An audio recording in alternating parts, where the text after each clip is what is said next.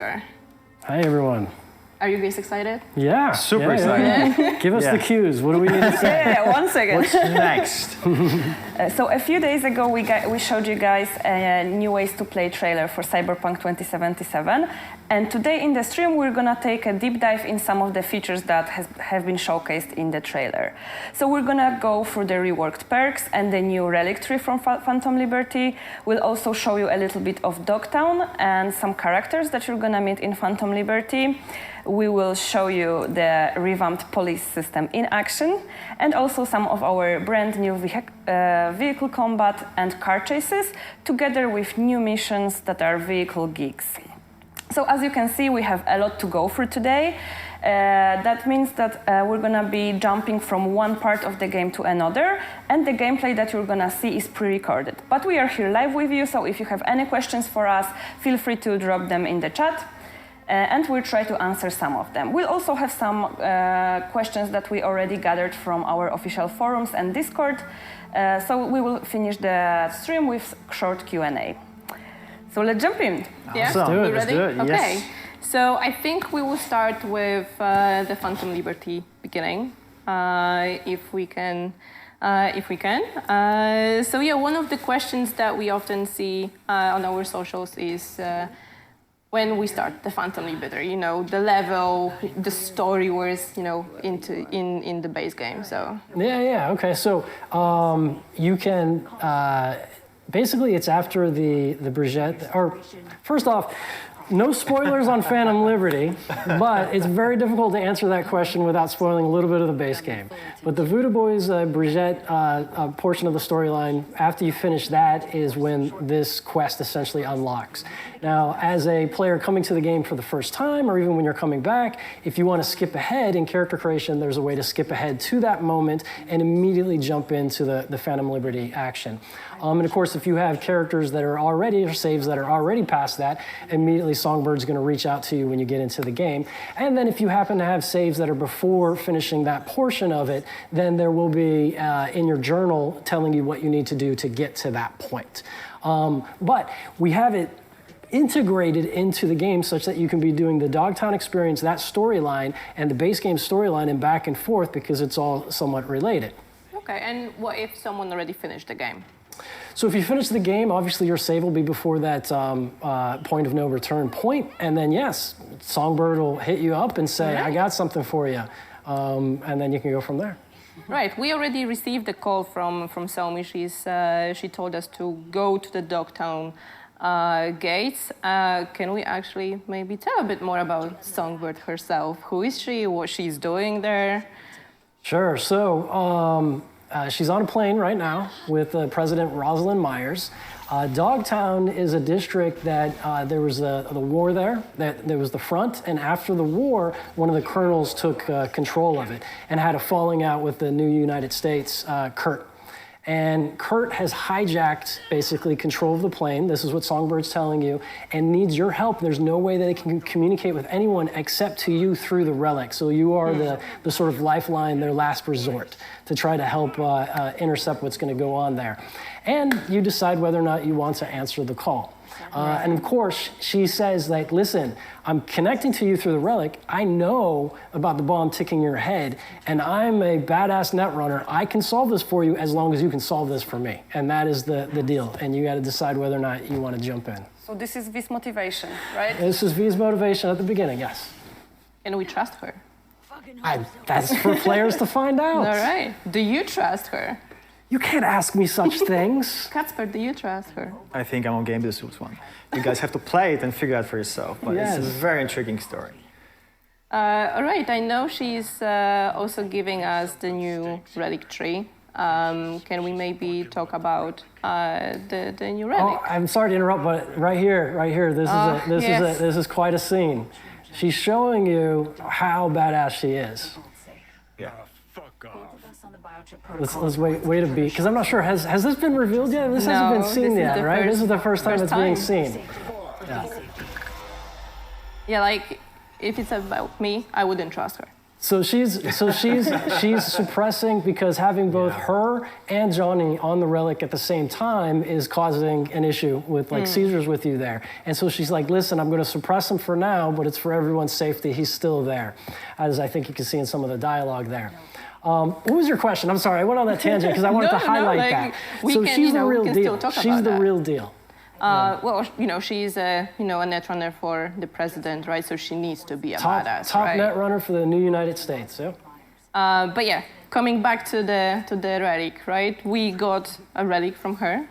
Maybe we want to actually get players to get to that point watching this gameplay. Yeah, they're going to see that here in a moment. So basically, in addition to communicating through the relic and being able to suppress Johnny there, she is able to basically utilize, enhance it, and says, listen, I'm going to unlock some potential of this relic in your head, and this is going to unlock the skill tree, which I guess they're going to see in a moment there.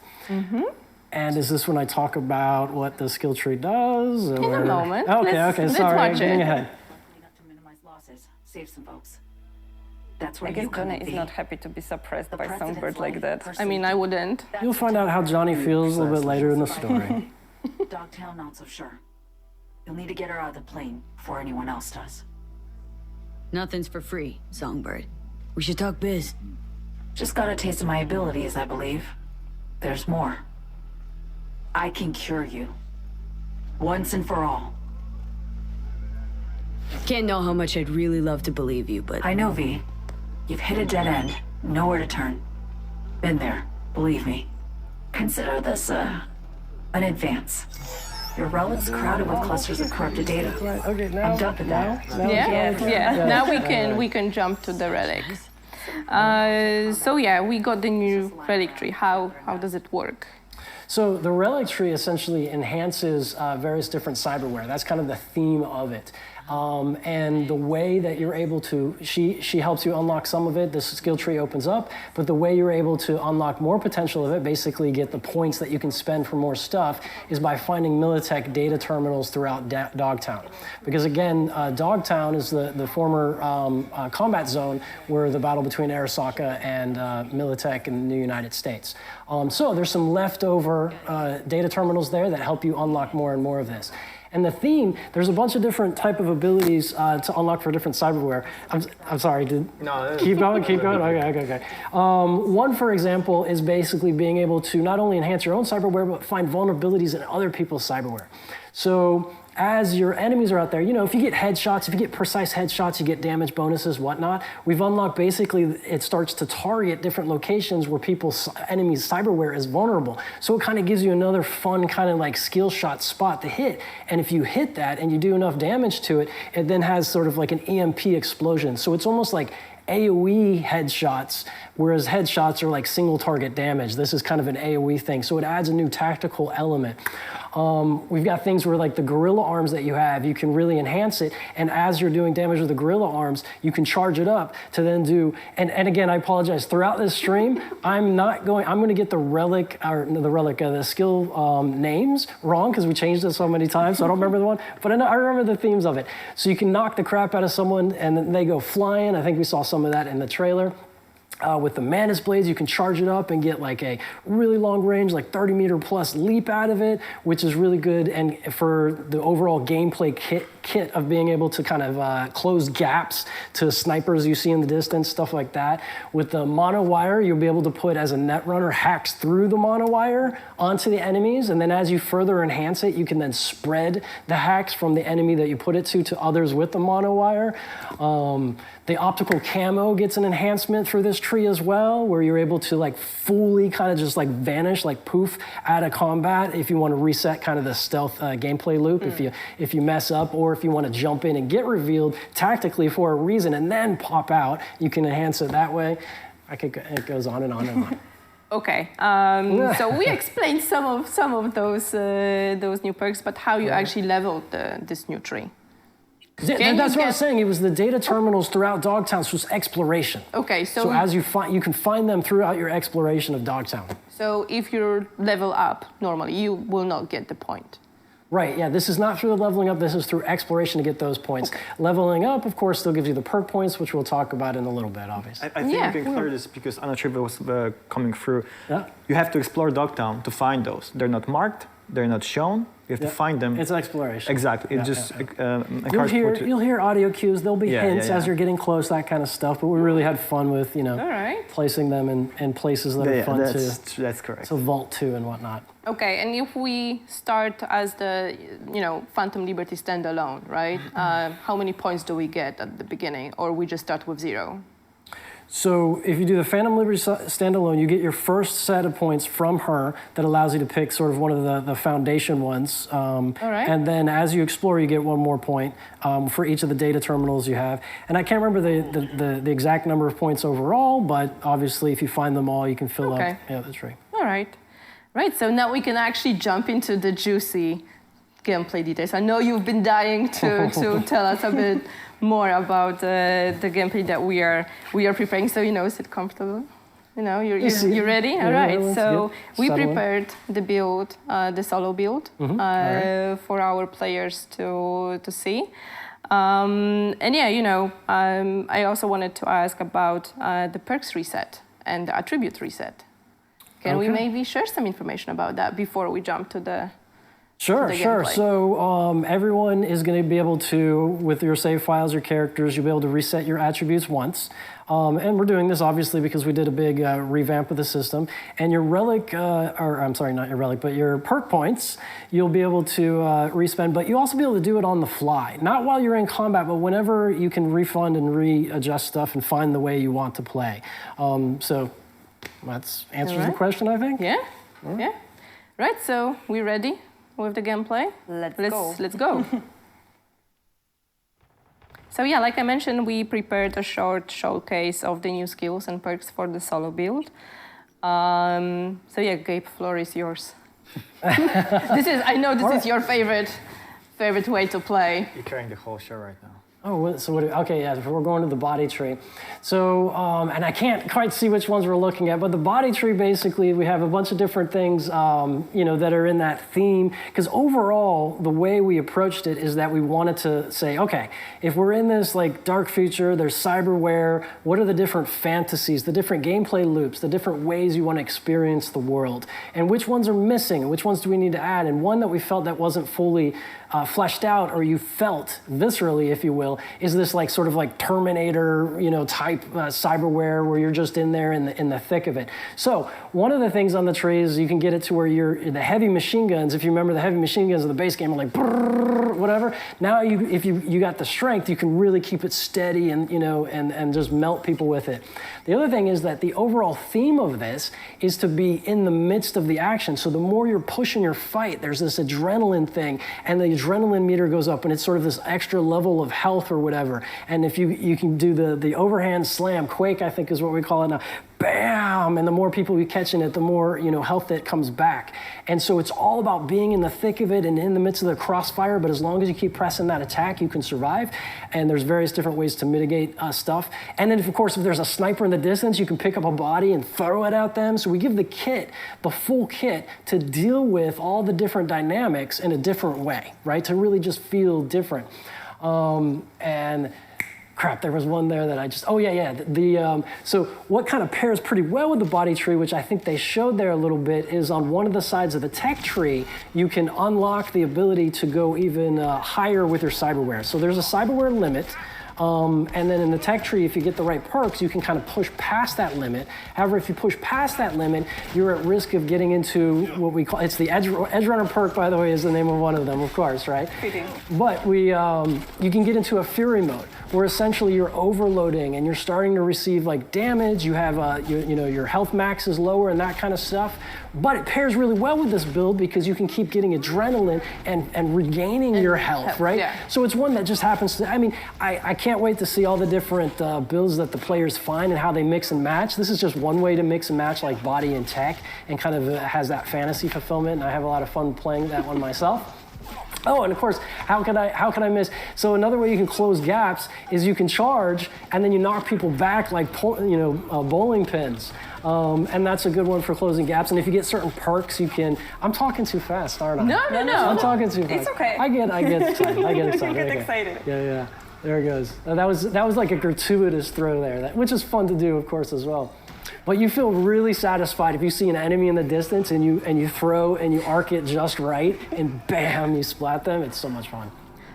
So you actually touched already the Edge Runner perk, but what I would like us to clarify that player is not getting cyber psychosis, right? Correct. Yeah, no, I saw there was some, so pushing the limit and getting into the fury state, you're not ever gonna like lose control of your character and start shooting civilians and stuff like that. Like it's like that's not like, but if you do, get to the point where you start on your own agency creating mayhem, definitely the police, which we'll talk about later, will start labeling you as a cyber psycho, because essentially you have the agency and you are behaving that way. So you can but you don't lose role-play. control of your character. Yes, you can role play it. And you can push that limit, much like David did in the anime, where it's like your health is at a compromise, but you keep pulling it. And we call that the edge runner and the fury limit that you're pushing. All right. Kasper, do you have your favorite? For me, definitely going for the crowd control. I call it my personal favorite. Yeah. We saw the yellow hammer, my favorite run so far. You can do really damage. The thing is that Gabe is geeking about this so much because he's part of designing this. I just geek about this as a gamer because I just love to spend time right now playing it. There's so much more. I just cannot wait to see you guys having fun. Again, my favorite, definitely crowd control with the yellow hammer. That's it. I'm good. The yellow hammer has some of the abilities, like if you block and time it just right, you can be like stunning people, which is really satisfying. Actually, there was one moment where you hit the guy and he just like lose conscious for a second. You can just do whatever with the character. It's so fun. It's so much fun.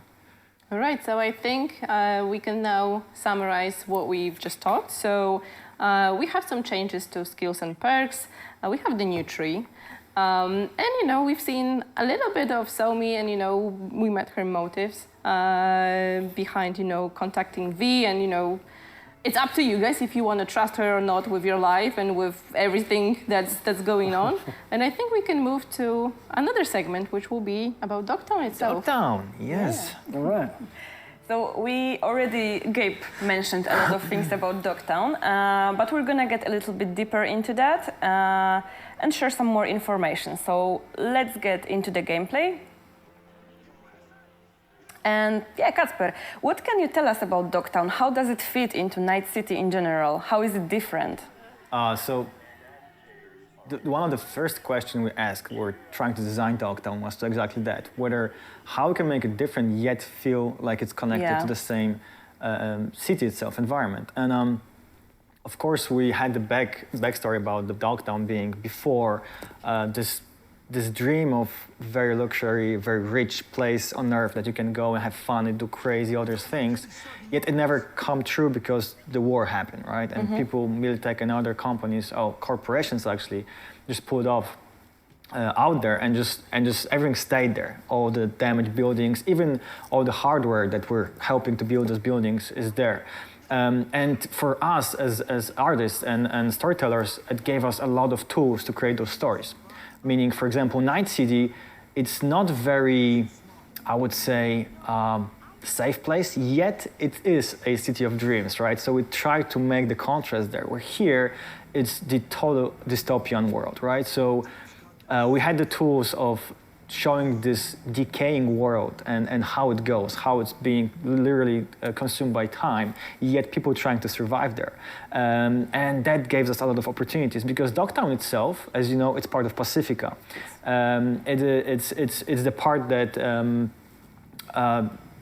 before was closed off because of the whole building structures. Right now it's opened, and we had those tools. By those tools, I mean we had this idea of making this very dystopian world, and we used the tools like, sorry, I'm trying to make a proper sentence here, I'm sorry. No worries. The tools like, because for me as an artist, we had the opportunity to make this use of sand and decaying world, and this made the whole thing consistent, right? However, yet every single part of the district is a little bit different. We have parts of the district where heavily inspired by Las Vegas, and we have casinos there. And some of them are still open. You can have fun there. Some of them are closed. We have parts where you can explore some old spas and hotels, which are very decaying, let's say, overgrown even. We have a part where you can see, which is a glimpse of hope with, we call it container zone, our internal name, let's say. But you can see there people are trying to survive there, and they're trying to build like a hope for themselves in this really hopeless place. So they're trying to build this contrast there. And there are few flavors that I want to talk about right now. I want you to explore this, but we really try to make, even if this, let's say, very characteristic district itself, still some flavors to it and different flavors. And I think it's going to be very, very, very much fun for everyone to explore and find those flavors and see the different environments for people to try to survive there, because it's not a pretty and safe place to survive and live in. So if this is such a dangerous place, who gets to live there? Who decides, oh, I'm gonna move to Dogtown? I don't think it's like anyone woke up one morning and said, I want to change something in my life, and then go there living, because that's probably not the best place to go. However, there's a lot of different social layers, I would say, in Dogtown. We can start with all the people that are trying to escape from law, meaning NCPD, and trying to hide there. Maybe even conduct business, which is probably illegal there, but you can do crazy shit in Dogtown, because why not? There, of course, are people that maybe got drawn there because other reasons. There are people that are just living there because maybe they were pushed away by, life is life. In Night City, you have to be able to survive. The kind of political situation there is very different than Night City. Like the NCPD's not there. As we said, it was the site of the war, and he was a colonel in the war against the Arasaka, so corpos aren't allowed there. So as Casper was saying, it's a place that some people want to or need to flee to. So it creates quite an eclectic mix and group, and it's also a place where things that are illegal in Night City can be done there. And so it all adds to the texture and the story potential and the side quests and stuff like that we have there as you explore. It also gives us the opportunity to build contrast, because we're always trying to find contrast between layers, visual layers, and social layers. And here it's a lot of layers on top of each other, creating those contrasts. So I think it's very cool. And we hope at the very beginning, when you see the big gate, and Somi's trying to get you past that gate into there, that we give you that feeling. You hear on the megaphones, and I'm not sure if the audio played there for them, but you hear on the megaphones where Kurt is saying, no NCPD, no corpos, so on and so forth allowed there. And you even have scenes where NCPD is trying to get in, and the bar guest, his militia, is like back. Wait, am I allowed to curse? Yeah. Am I allowed to curse? I don't know. One per stream. Back the F up. No, okay. Anyways, so it just gave so much potential. And I think the other thing that we had a lot of fun with, and as Casper was saying, was just that sort of that feeling of like oppression. It's like even in the zone where people are they've got stands and they've got some commerce and they've got a life there. There's still those bar gas soldiers that are walking through, just making sure everyone's in order. So you feel that. And of course, the closer you get to the Black Sapphire, to his tower, the more it's sort of like in a military encampment. I would still add to that what you said, is that because you may be made feel like Kurtz's people, bar guests, are there to protect you. It's not entirely the case. No, they're trying to protect themselves. That's true. That's a good point. But they're trying to maybe just make sure that they're okay, but they don't care about you. Okay, but let's circle back a little bit. Okay, bar guest and Kurt. Who are they? Because Pacifica, we always thought it's like Voodoo Boys mostly, that's their turf. True. But Dogtown is controlled by Barguest, and the leader of Barguest is Kurt. It's Kurt, right? Yeah. I think we have to make sure that it's all clear. Dogtown itself still being part of Pacifica in terms of the map, like geography, what's the word here? Geography, Thank you so much. But it's like as a entity, it's a separate thing, right? Mm-hmm. You have to go there. It's almost like a Vatican in Rome. If it's a good example, maybe not. But you know what I mean? Like, as far as borders go, yes, but otherwise, everything else, what I meant. Yeah. I meant by the borders. But yeah, so when you're going there, it's a different world, and it's run by Kurt, right? And the Kurt is an ex-special force military guy from Militech, and after the war, he started his own army, basically. And all the people, all the army people joined him that also couldn't find their place in the world after the war. And he basically created his own kingdom, let's say, even, right? He runs this place, and whatever he wants, he gets it. And what was the question? I got carried away a bit. Because you started talking about bar guests without explaining who they are. So his army, his militia, let's say, is called bar guest, right? The forces are called bar guest. He's Kurt Hansen running the bar guest, and it's his playground. They do whatever they want to do there. Of course, he's also a businessman, but I don't know how far we can go there. We can leave it here. Okay, people can meet Kurt on their own and find out more about it. In this playthrough, they have seen a peek into Kurt's life, everyday life. But okay, that's it about Kurt. Let's go into Rosalind Myers, because she's another very important character. Gabe already told us a little bit about her. She gets lost in Dogtown with her Space Force One being destroyed and shot down from the sky, and we meet her. So let's see on the gameplay Rosalind Myers, and can you tell us a little bit more about her? Yeah, so she is the president, and we get shot down there, and we find out that she's someone who can hold her own, but she definitely needs assistance in getting out, and it's just the two of you, and you're trying to kind of find your way and escape, Kurt and his crew who are chasing you. So it's kind of a fun kind of like look around every corner in the first. I'm always hesitant. I don't want to spoil too much, but in the first sort of segment of gameplay, and in this scene here, we're seeing in a hideout, and I'm not sure if the audio is playing or whatever, but they're listening to Kurt, and this kind of goes to the point that you're trying to say. He's he's not just all brute. He's a smart politician, and he's playing a political game here with the propaganda machine, if you will. To say that, this is a ploy, the president isn't really there, so everyone look away while he does what he wants to do. He's like, they're just trying to position Night City to be able to reinvade my place here, and they're trying to take advantage of this, so he's really putting everyone in a difficult situation politically such that he can maintain his power and, of course, keep the president at risk. And you are, I'm not going to spoil anything more, but Yeah, that's it. Okay, so let's recap. We get contacted by Songbird to help the president. Kurt is the dangerous guy in here. So how does Solomon Reed fit into the picture? What is he doing in Dogtown? I mean, he's our amazing Idris Elba portrait character. He's amazing. Yeah. So was this for me or for Casper? I don't know how far we can go here. Okay. We can just say who he is. He's a sleeper agent. Yeah, he's a sleeper agent. Yeah. And he's in Dogtown, right? So we meet him, and he's a big part of the story. Yes. He's awesome. I'm really struggling here. I know.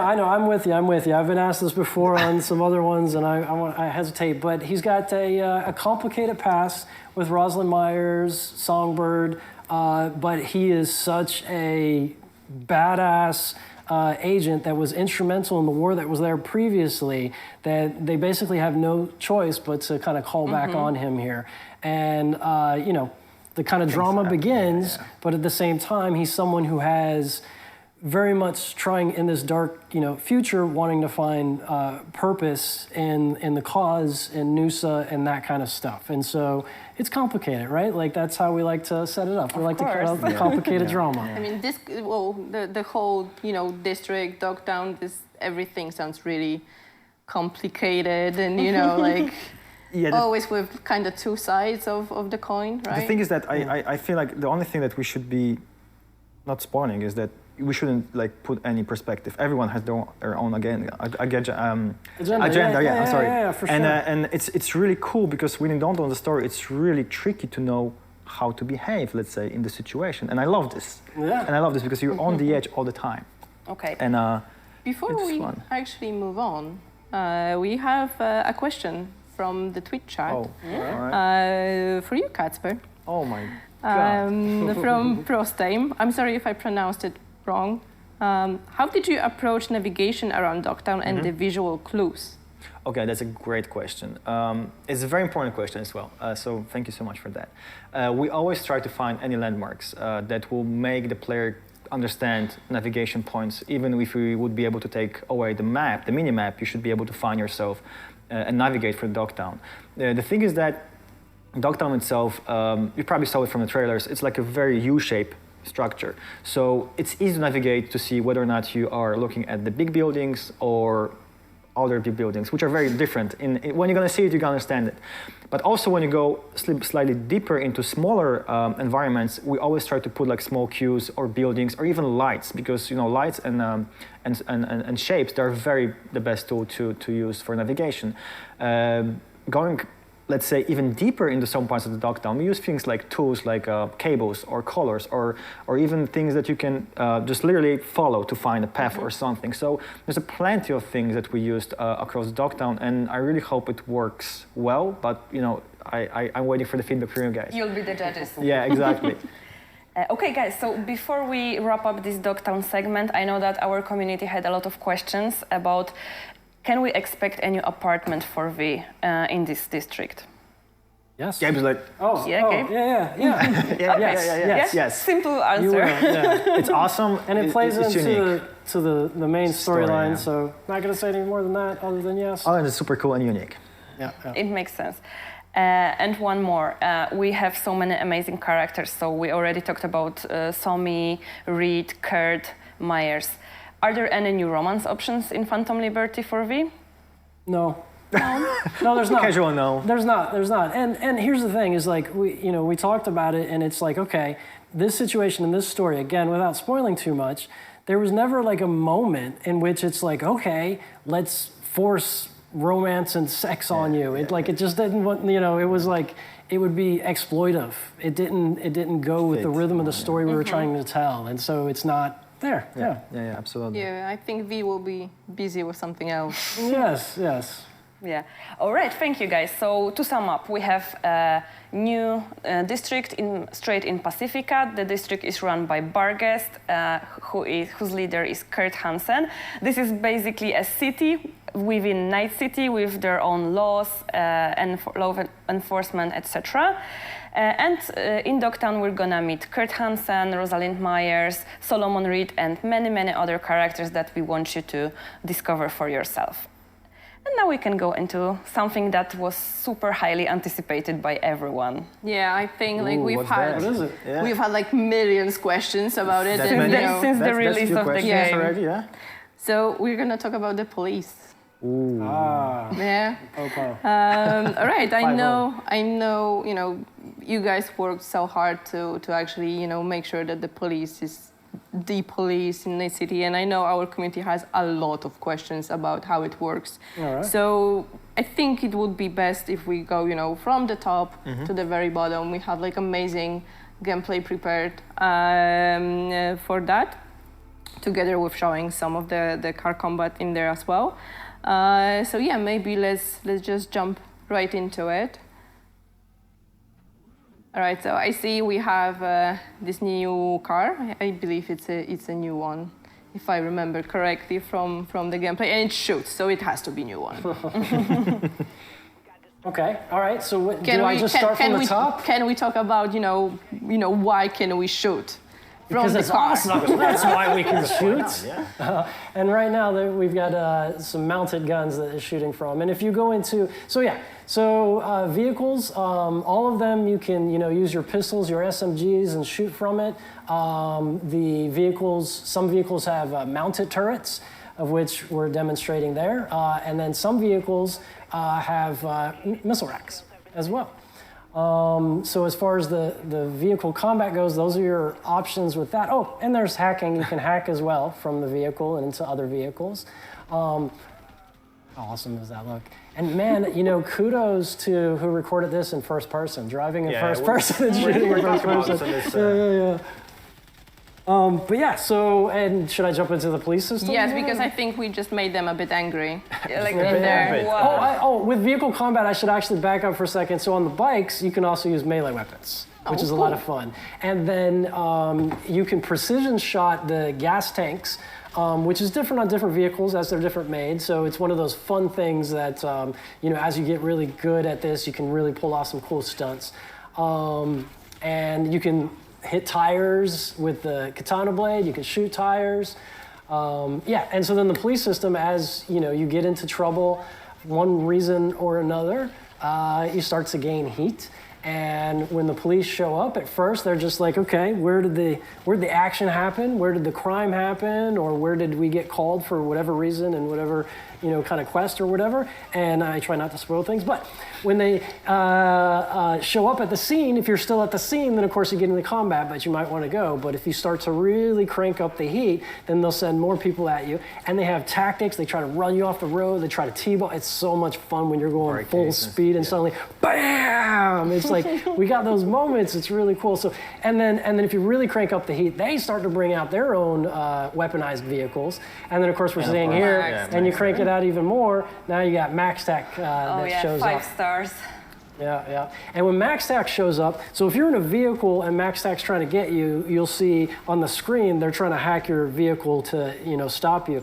And then if your vehicle gets hacked, then they show up in an AV, or if you're on foot already, and 4 MaxTac come out. There's 5 different archetypes, and it's a random 4 of the 5 different archetypes that come out to fight you.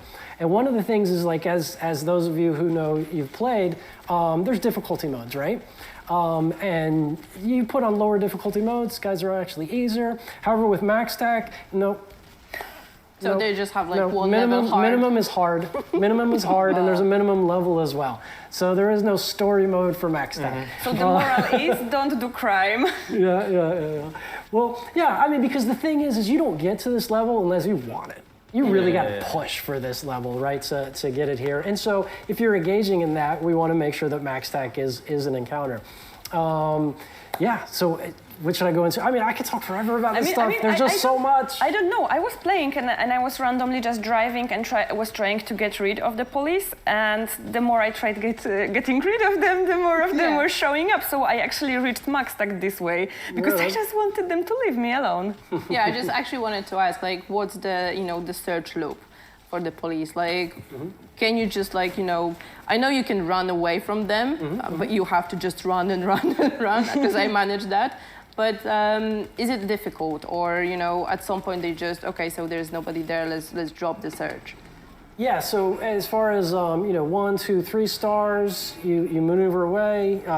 It's, you know, I mean, we try to strike the balance of the realism, but also the agency of being like, I'm trying to get out of this. And I'm not sure what's shown in this video, but we show you, like, we expand the radar, we show the circles, and we like to, internally, we call it the Pac-Man game. Because, like, if you've got, like, 2, 3, even 4 stars to some extent, you know, you'll see little circles of their cone of visions or whatever. And you can navigate in the roads and avoid them and that kind of thing or whatnot.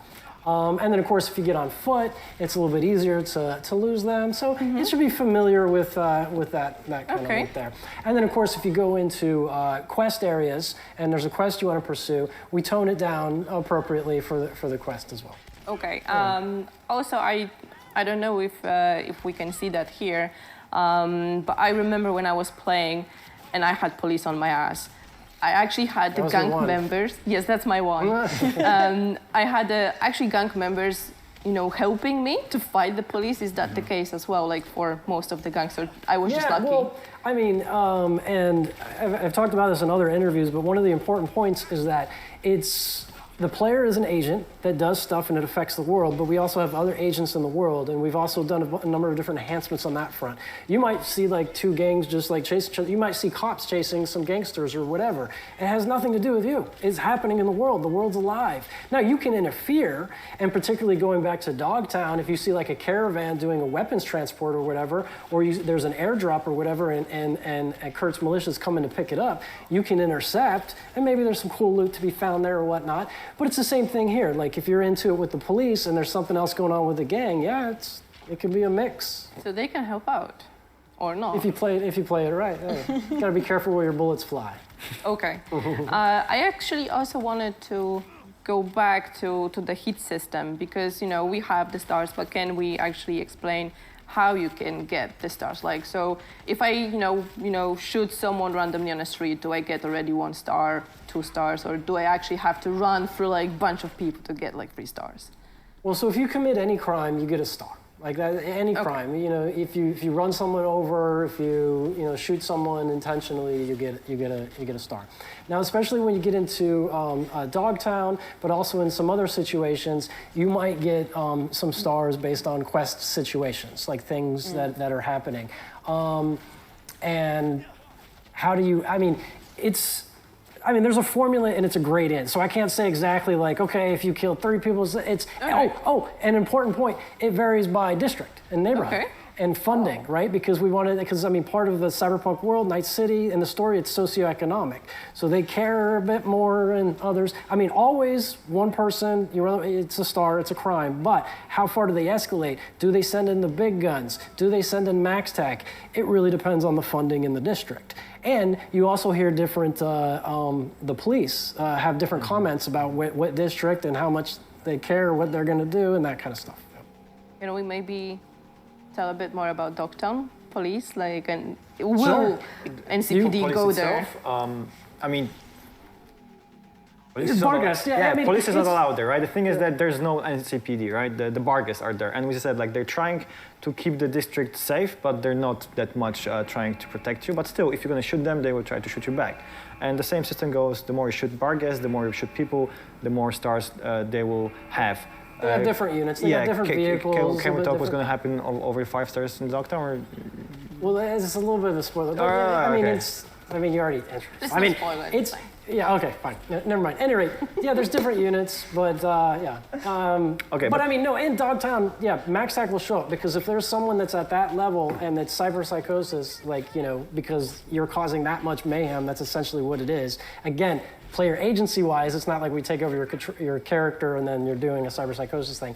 Then yes, MaxTac will show up in Dogtown, but otherwise it is the Bargas militia. Yeah. All right. Can we defeat MaxTac? I know Sebastian is already killing them. Someone's doing great jobs surviving such a long time with MaxTac. So. Yeah. He was trying to show how badass he is. I get it. But no, and the other thing to note is in Badlands, it's Militech. Militech is out there. All right. In the Badlands as far as the units go with the heat system. All right, so I think we covered most of the police feature. If you guys have any questions, please drop them on our forums and Discord, so we will try to clarify anything that's unclear, or if you want to know more during the next stream as well, with maybe the same guest or maybe with someone else. We actually have a cool question from our Twitch chat. So we can run from the police, we can fight with the police, but can we bribe them? No, we don't have a bribing. It took a second there. Yeah. Sorry, I was just watching. I wanted to see what he did. He did quick, which is really fun because when you do the slam, it does physics on vehicles, and you can get some nice. But that's props for him for really surviving such a long time. MaxTac. All right, what's the next question? Okay, so we have a question in general about Phantom Liberty. Does the story take us out of Dogtown at all? Yeah, a bit. Yeah, a bit. Yeah, exactly. We're not gonna spoil. Yeah, exactly. Yeah. So there are parts that you're gonna explore new places in Night City itself, but the majority of the thing is Dogtown. That's enough. I think that's enough for people to know. Right. And another one: will Dogtown be accessible outside of Phantom Liberty? So no, to be able to have the full experience of Dogtown, you have to get Phantom Liberty. However, for people that don't get Phantom Liberty, you're going to be able to see Phantom Liberty, Dogtown, from let's say from perspective of someone that cannot get in there. So you're going to see the whole thing. You're going to see the gates. You're going to see people standing trying to get there, but you will not be able to get because you don't have the access to it. So you will see the gate. Exactly. You see the gate. You will see horizon, the vista itself. It's there, but you will not be able to get in. Okay. So now I love it. Sorry to interrupt. Yeah, he's trying to they're shooting past him with the mounted weapons, and he's trying to outmaneuver. This is fun. And he's got you see the bar there, the hack. They're trying to hack, and they disabled his car now. And he's trying to run from the with from the my next favorite TV. weapon here. Look at that. The bat. All right, what's the next one? What's the next question? Oh, you like the questions? Well, I mean, I don't know. What's the next part in the script? Like, where do we go? I mean, we're gonna go. If you want to talk a little bit more about the car combat, this is perfect place as well. I can just talk about this from the perspective of the player. Okay. Right, which is when I remember you told me at some point like we're gonna get there. I was like, okay, fine, but I had no idea how fun it's gonna be, because it's really fun. And from one point of view, being fun is that it also gives so much more fun factor to the whole thing, right? You can just take your car and even wreak havoc over Night City itself. And that combined with police system, trying to get away from them, fight them, it's really awesome gameplay loop. And I really have fun so much with it. So I'm just trying to say that this is just awesome. It's one of the best features I feel like we're introducing here. Wow. From my perspective, of course. Right? Yeah. No, I mean, that's the goal, is to try to give, and I've said this in other interviews, but the city is beautiful, right? Oh. Like in the dark future kind of way, of course. But yes, it's beautiful and it feels so alive, and we wanted to just breathe more life into it. And a way to do that is with kind of systems that complement and manage and meet expectations, rather. Are we going to talk about vehicle gigs or vehicle contracts? Yes, we have another gameplay later on, so we can. I'm famous for going out of order. Yeah, because it always connects very well to this endless gameplay loop, which is so much fun, from both Dogtown and Night City. We lost all the stars, and I think we're gonna be safe right now. Yeah. Like he killed everyone. He killed the whole max deck. Almost, like they're still like, The whole NCPD is dead. But yeah, I guess we can go to the vehicle gigs. Okay, so what we're gonna show you in a second is our brand new type of missions. So we're gonna have vehicle gigs, which, as Kacper already mentioned, are very well connected with the police system and the car combat, because you basically start getting chased, so it's very easy to kill someone, and then police gets into it, and so on and so on. So let's start with the next part of the gameplay. And here we find a car, and we will in a second get a call from Muammar Reyes, El Capitan, the fixer that you know from the base game. And there is one thing that we wanted to clarify. It's not Mama Wallace that is gonna be selling you guys the cars and dealing with all those missions. It's Muammar Reyes. Yeah, I don't think Mama Wallace will be able to sell the car. She can actually sell you a drink if you ask her nicely, but not necessarily a car. Yeah, cheers. Cheers. All right, so what can you tell us about these quests? Yeah, so in Dogtown, you'll get this kind of new activity unlocked, vehicle gigs or vehicle contracts. Miramar reaches out and he's like, hey, you're in Dogtown, you can help me out with something and pick up this vehicle. And this is the introductory quest to it, I believe, that we're playing right here. When you get there, he's gonna be like, listen, I've got a bunch of different targets throughout Night City and Dogtown. If you can help me with this, then, you'll be compensated, and one of the ways he compensates you is by unlocking new types of vehicles, including missile launchers. This is how you get the missile launchers unlocked, is through Miramar. And there's of course, as we like to do at CD Projekt Red, there's a story surrounding this, and it is. And for me, it was insanely surprised when I first time played it, and it was just proper story to it. Yeah, it was awesome. It's just it's just fun. It's really fun. So and it has to do with like his hometown and that kind of stuff. And I don't want to spoil anything, but one of the key features of this is that you just see it, like you'll see on your map. It's like, oh, here's one of the targets, here's one of the targets, and it's dynamic. And the objectives are dynamic, and the enemies that come at you are dynamic, and it can be different gangs, it can be Tiger Claws, it can be Voodoo Boys, it can be whoever. And some of the activities are actually hacking another vehicle and getting it. So you've got to ghost a vehicle and be sneaky stealth, right? Some are just all out combat. Some are about you got to get to a place in time. So it's a very, and it's different locations. It's all what's the word I'm looking for? I hesitate to use this, dynamic. I keep using it, but it's like it is dynamic. It's all over. It's all over the place. But again, you unlock it in Dogtown with Phantom Liberty, but you'll see it throughout Night City at that point. But it won't be in the base game. It's just the Phantom Liberty. This is one of the things in Phantom Liberty. Yeah. Okay, so you mentioned that we can actually unlock some cars with weapons, vehicles with weapons through that quest. But we had people asking us whether they can actually add weapons onto the cars that they already have. No, it's preset. Though there are some vehicles in the base game that you already purchased or you already got, and we did add weapons to it because it was kind of supposed to be there. So yeah, there's some of that. Okay, cool. You mentioned that you can also do the hacking during car combat. Yeah. Do you have to be a netrunner to do that? You have to be a netrunner. Well, I mean, you know, we've got this open class system, right? Yeah, so you can be a hybridized netrunner. You can be a smidge of a netrunner. You just need some cyber deck. You need a cyber deck and you need a perk to unlock it. But the better of a netrunner you are, the more different hacks on vehicles you unlock. So you can hack the actual vehicles, but you can also hack passengers inside of vehicles.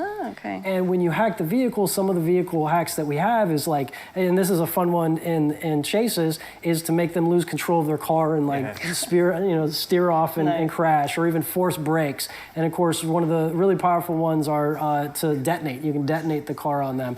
And then probably the most fun one is you can remote control a vehicle. So, really? By hacking. So you can remote control a vehicle. You're hacking. I got to remember to look at the red camera. Yes. Sorry guys, I'm not so great at that. But yeah, you can remote control it. You know, a sandbox of combat, if you will. Decide if you want to drive it into people and into enemies, not people, enemies. All right, that's super cool. Okay, so we are dropping by the car to El Capitan. And that's how the story ends, but we're also not gonna show you everything. And if you guys have a tail, so if the police is chasing you or the gangs are chasing you, you need to lose them. So you won't be able to give back the car to El Capitan by then. Give it to me straight, Cal. And try to not destroy the car, as much as you can, because, he will probably comment on that. Like, why are you bringing me this ruin? Why, we had a deal, V. If you want to earn more, yes, definitely. Definitely. Okay, cool, guys. So we can finish watching this gameplay, but this is actually the last gameplay part of this stream that we have prepared today. I know that this is not all of the topics that have been mentioned in the new ways to play trailer. We're gonna get back to that in our next stream soon. But let's sum up. We told you about the revamped perks. You actually could see all of the trees that we reworked. They're less perks, but they are more impactful right now. Am I correct? Yeah, I would say overall, but there is just so many more like actual action perks. So many more like things to do now, like a crazy amount more. Okay, and this is coming with update 2.0, right? It is, yes. It's not 2.0. Only Phantom Liberty. Great. Yeah. Great. Is this where we talk about that part? Yes, we can. We summarize everything and we tell people what is coming in the update and what is coming in the expansion. All right, yeah. So the perk overhaul, all the new ways to play, the new ways that we revamped the Netrunner, the body, the strong solo, the fast solo, the techie, all the different hybrid combinations you guys are going to think of. Yep, that's all in 2.0. The revamp of the police system, the max tech fights, all that is in 2.0. Then we have the relic skill tree that obviously that's Phantom Liberty, Dogtown District, also Phantom Liberty, Reed, Solomon Reed, Songbird, Myers, Kurt, Barghest, also Phantom Liberty. Car combat. Will we see some car combat? Yeah. Okay. Car combat's 2.0. I mean, because it's like it'd be weird. Like, oh, you can only draw your gun. No, it's the whole game. But the car geeks are gonna be Phantom Liberty. They are, yes. Okay. Cool. So I guess these are all the things that we mentioned. Yeah. And please keep in mind that the Phantom Liberty expansion is coming on September 26th on PlayStation 5, Xbox Series S and X, as well as PC. And update 2.0 is coming a little bit before that. Yeah, so I guess we can move to the Q&A session. Yes. We picked some of the questions from our community that you guys sent over to us during last few days. And yeah, we can start. So the first question would be by Showstopper. Will Netrunner have a significant change in the expansion? Yes, they will. So we talked about the vehicle hacks that changed, but one of the kind of like principles that we applied with the Netrunner is we wanted you to do more net running. in your gameplay loop. Not just like, do a little bit of net running, shoot, do a little bit, but more net running. I did talk about the nanowire and how we incorporated that, but you'll find that the way we use the kind of the resource system and the costs, that it is a much easier to play at the beginning thing, but we still have the mastery levels to it, and we added new kinds of ways to really push your mastery in playing it. For example, you can now queue up multiple hacks on one target, and based on what you queue up, there's different combinations and things that can happen. Yeah, so I mean, there's a lot of the familiar hacks you'll see from before, contagion, all the shock, all that stuff, but there's new ways to engage with it. We also incorporated, and I apologize, I'm not gonna do all the justice to it, but smart weapons, like ways that, like smart weapons we feel, and the nanowire, it pairs really well with net running, and so there's like synergies that you can play off of with like kind of regenerating your memory, that kind of stuff. So, it has a very different rhythm to it. Maybe that's the best way to put it, a very different rhythm to it, which we hope everyone enjoys. All right, awesome. So the next question is from Nerm, and it says, I think we touched on it a little bit. Are there different types of vehicle geeks, or are they all the same grabber cars? They're different, right? Yeah, well, we talked about it. So, but obviously, vehicle gig, grabbing a car is essential to it, and the vehicle combat, right? But then, yeah, the objectives are to get it to a location, to hack an individual, to get there in time, to kill, enemies, whatnot. But yeah, there's a different variety. Okay, so the next one by Amlab04. Will the level of friendship that we have with Johnny Silverhand have an impact in the dialogues in Dogtown? Yes, and also one of the important things to note is that, and I think we said this in another interview, but your experience with Johnny in Dogtown, there's a story arc to it. And he has, some different character arc moments he can reach to based on your decisions and what happens and stuff like that. And it is even reflected in some of the dialogue in the base game as well. So we did connect the stuff. Yeah. Okay.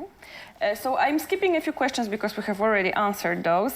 But there is a nice question that we touched up on, but we already know why Night City gave up on Pacifica. There was a war, but the rest of the questions is asking, why is it actually called Dogtown? Our guess, dogs. It's a colloquial term. It's not like an official term. Of course. It's like because of Kurt Hansen, his dog, his Barghest. And so they call it Dogtown. Oh, what? This shirt here? I don't know. Whose side are you on? I don't know. I think he likes Barghest too much. Yeah. Probably. Well, they did an amazing job with... They do have interesting lives. Yeah. They did an amazing job with Dogtown, so it makes sense. So there are no dogs in Dogtown, right? Oh, no. Well, I mean, they are, I guess, in a way. If you count them. Yeah. All right, so the next question will be by Andrew. How connected is Phantom Liberty to the rest of the story? Is it just a side story? It is that's a difficult, it is its own contained story, but it is integrated in that it has all to do with V, not, it's like V's situation is a big part of that story. So it's integrated in that way. But it is, you can play it by itself if you want to, or you can play it in an integrated way, as I think we touched at the beginning. Yeah, we did. Okay, so the next question is from Vergener. How post-apocalyptic will the upcoming expansion be? Will there be heavily overgrown locations, and how much of the post-apocalyptic surroundings will be felt in the expansion? So as we briefly touched upon that, we try to make this dystopian world feel like it's almost post-apocalyptic. And yes, they're going to be overgrown places. They're going to be places which are deserted. They're going to be places which are almost falling apart. And that's what makes Dogtown a bit different. And that's also what makes the contrast, that people are trying to survive there, yet it's a very, very harsh environment. So very post-apocalyptic, and I hope it fits the whole vibe of the thing. Yeah, it does. So next one. Right, so that would be the last. The last more? I mean, come on, guys, you can drop us still the questions in the chat. We still have a few minutes. But yeah, for now, the last one. How about the last one? Will the current level limit will be that's an important up, down? Yeah. So with Phantom Liberty, you get the level plus 10, 60. So no 70. No, not 70, 60. 60. 60 level cap, yep. What about the street cred? New weapons, new cyberware. We didn't talk about it. I guess that's next stream. Sorry. Okay. Like I said, I go out of order we're gonna with stuff. talk about it. Yeah, cyberware will be the next stream. All right. Sorry. Sorry. What was your What question? about the street cred? Will Can the it level raise? of the street cred will be Yeah. up? No. That Okay. actually. Yeah. So just the level. Okay. Yep. But you have new. With Mr. Hands, which we showed in the trailer, I'm not spoiling anything there. You can now fill that up, and there's new stuff to be had there. And he's quite integrated with the story as well, which is a fun thing that we did. Mr. Hans. Mr. Hans. Yeah, Mr. Hans. Yes. All right, so guys, thank you for answering those questions. If we get some more, we might try to fit them in, but we're getting closer and closer to the end of the stream. So I'm gonna sum up everything for you once again, and there is gonna be another stream in a couple of weeks where we're gonna deep dive in some other topics that have been also mentioned in the New Ways to Play video. For now, we talked about the revamped perks and skills. We showed you for the first time the full relic skill tree. We also went deeper into the Dogtown and showed you, you were able to meet some of the characters from the expansion. So we showed you Kurt, Rosalind Myers, Songbird, Solomon Reed, etc. Then we also talked about the upgraded police system, which is completely crazy right now. You can actually see that on the screen right now, how crazy that is. And we also discussed the brand new type of missions for you, which is vehicle geeks, as well as all of the loop with car chases and vehicular combat. There will be more stuff that we will discuss next time, but for now that's it. Yeah, and briefly what Alicia mentioned, in the next stream, in a few weeks, we'll be talking about the cyberware changes, the armor changes, UI, combat changes, and we will try to address a lot more questions from you guys. If you have anything specific that you would like to know and we didn't cover it today about Phantom Liberty or 2.0, as always, leave them during the stream on Twitch chat and on our forum and Discord channels. And remember, Phantom Liberty is coming very, very soon, September 26th, on PlayStation 5, Xbox Series S and X, as well as PC. And the patch 2.0 will also come to those platforms a few days, weeks, who knows, earlier. So it will be a bit before. Important thing, update 2.0 is not coming to last-gen consoles, so PlayStation 4 and Xbox One. And you can also play Phantom Liberty on GeForce Now. And we also would like to highlight the newly announced NVIDIA DLSS 3.5, featuring reconstructions for all Cyberpunk 2077 and Phantom Liberty. That's incredible. Sorry. For you. Beautiful. I was seeing on the monitor at the convention, and I was like, okay, so this is a new loading screen we've got there, and then I hit, and I was, no, it's not. It was actually the game. It just looked like a flash. Yeah, I was lucky technology. Enough because Kuba who's working with NVIDIA guy. Yeah. Because he's next to my desk. He's always like, "Come over, look at this." I'm like, "It's a movie. What you showing me next?" No, it's our game. I'm like, Jesus, it's incredible. Unbelievable. When we saw the update, I was like, you have to check this out. Really, I'm worthless right now. Okay, so one more thing for our streamers on Twitch. If you are a content creator who stream on Twitch, make sure to watch out for our social channels, because we're gonna have a very cool thing for you very soon. So coming soon. And I'm afraid that we need... Say it, right? No. I'm afraid that we need to finish, but do you have any last words for our players, for our community? Thanks for attending, and we can't wait to get it in y'all's hands. And just thank you so much for the support and sticking there, and we're believing in us, we're right? and believing in us, because it was a hard time, but Phantom really gonna be awesome. I really hope everyone's gonna enjoy that as much as we did doing it, and it was a ride. So soon. It was a ride. Yeah. Awesome. Thank you, Kasper. Thank you, Gabe, so for much joining for us. We're gonna have more information coming soon, but I hope you learned a lot from this stream and enjoyed it. So thank you very much, and see you next time. Thank you so much. Bye. Thank you.